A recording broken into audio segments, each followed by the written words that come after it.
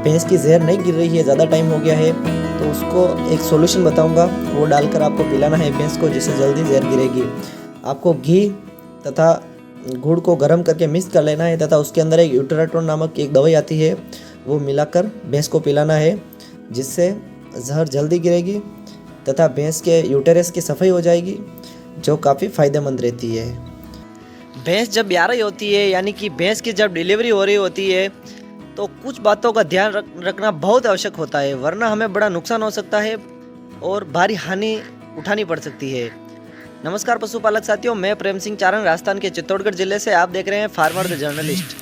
पशुपालक साथियों, आज मैं आपको बताऊंगा कि भैंस की जब डिलीवरी होती है, यानी कि जब भैंस बछड़ा दे रही होती है, उस समय हमें किन किन बातों की सावधानियां रखनी ज़रूरी है और किन किन बातों का ध्यान रखना आवश्यक है, ताकि डिलीवरी आसानी से हो सके, भैंस को ज़्यादा दर्द ना हो तथा हमें किसी बड़ी अनहोनी ना हो।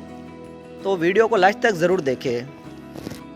ये आप देख सकते हैं, ये भैंस ब्याने वाली है, इसके थैली लटक चुकी है और इसके देखिए बच्चे के थोड़े थोड़े पैर भी बाहर आने लगे हैं।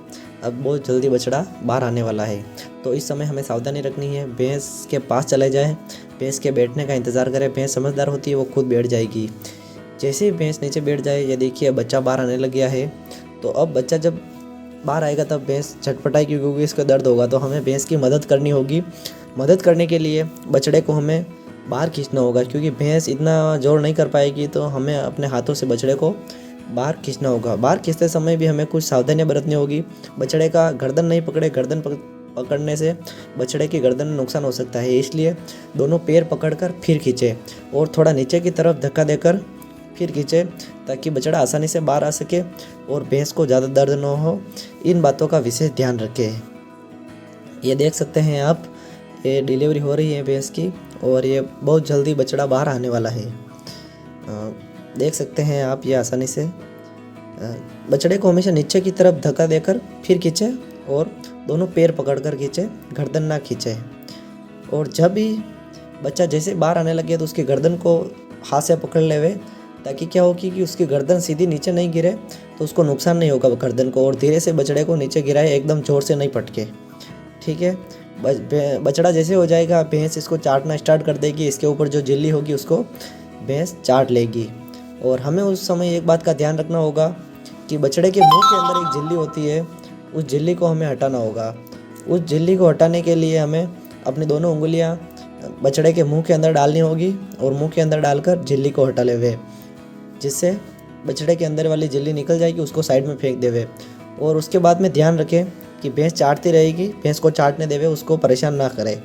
और भैंस को उसके बाद में खोल देवे। बछड़ा होने के बाद में भैंस को बांध कर नहीं रखें, क्योंकि भैंस को बांध कर रखने में भैंस रिलैक्स फील नहीं करेगी, इसलिए भैंस को खोल देवे, ताकि भैंस घूम फिर सके, रिलैक्स फील कर सके और ख़ुद को अच्छा रिलैक्स फील कर सके। अब देख सकते हैं आप, ये भैंस चाट रही है बछड़े को और इस बछड़े को ये चाटती रहेगी और ये घूमती फिरती रहेगी, तो रिलैक्स फील करेगी। भैंस बहुत समझदार होती है, कोई भी जानवर हो सभी समझदार होते हैं। वो अपने बछड़े को छोड़कर दूर कहीं नहीं जाएंगे, वो यहीं घूमेंगे फिरेंगे और वापस बछड़े के पास आ जाएंगे, लेकिन ज़्यादा दूर कहीं नहीं जाएंगे बछड़े को छोड़कर। जानवर बहुत ज़्यादा समझदार होते हैं। ये देख सकते हैं आप, भैंस इसको चाट रही है। इसके ऊपर जो झिल्ली है उसको भैंस पूरी तरह से चाट लेगी।